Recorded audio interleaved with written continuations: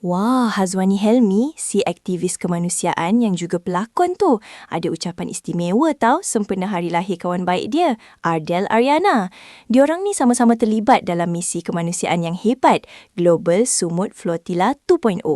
Masa Hazwani posting kat Threads, dia cerita balik kenangan sebelum diorang berlayar. Sambil-sambil tu dia sempatlah ucapkan selamat hari jadi buat Ardel.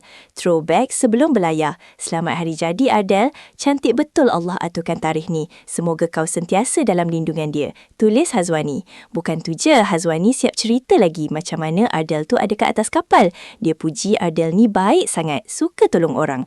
Pas tu bila dia ada, orang lain pun rasa tenang je. Sepanjang perjalanan flotilla kami ni, nampaklah Ardel ni super helpful kat dalam kapal. Saya yakin orang rasa lega bila dia ada.